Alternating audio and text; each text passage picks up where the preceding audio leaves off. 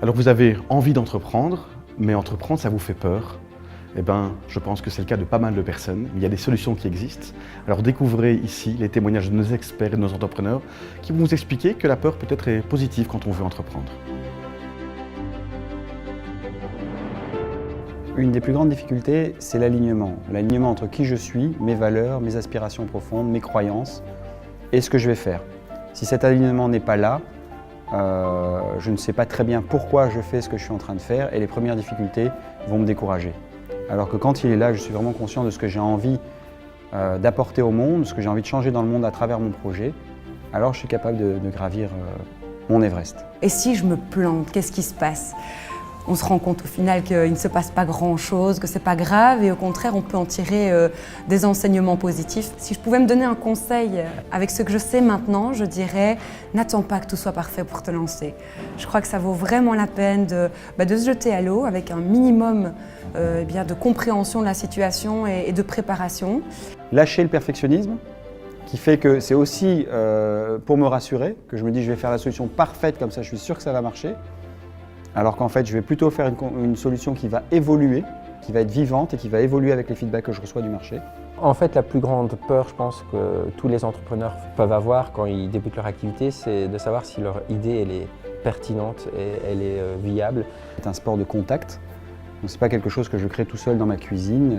Et puis quand je veux me lancer, en fait, ça n'intéresse personne. Ma plus grande crainte au départ a été de me demander si j'allais avoir des clients, tout simplement.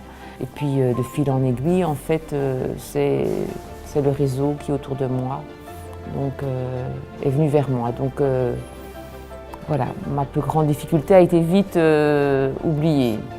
Entreprendre et être maman, c'est compliqué. C'est un frein pour beaucoup de femmes déjà elles-mêmes, parce qu'elles s'auto-censurent, on se met des limites.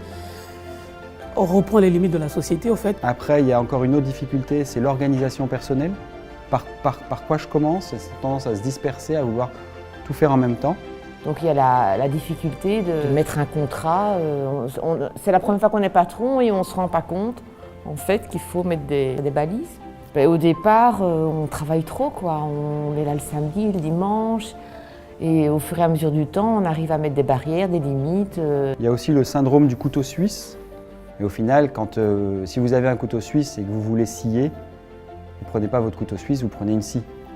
Et donc c'est souvent, l'idée c'est vraiment, plutôt que d'être un couteau suisse, c'est d'être un couteau, j'ai envie de dire, japonais, couteau à sushi, là, qui sait faire une seule chose, c'est couper, mais il coupe bien. Il y a également une des grosses difficultés, c'est la solitude de l'entrepreneur. Ça, beaucoup d'entrepreneurs vous parleront de leur solitude.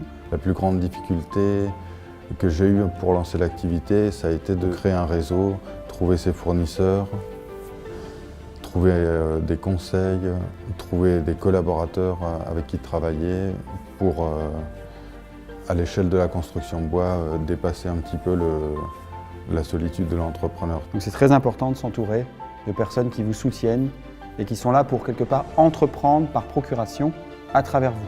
Quand on décide de se lancer, évidemment, il y a toujours des personnes qui sont là pour vous décourager. Il y en a plus que ceux qui vous encouragent, ça c'est sûr. Mais les personnes, vos proches, les personnes que vous aimez, qui comptent pour vous, le soutien est énorme et très, très, très, très important. Et pour moi, ça m'a porté.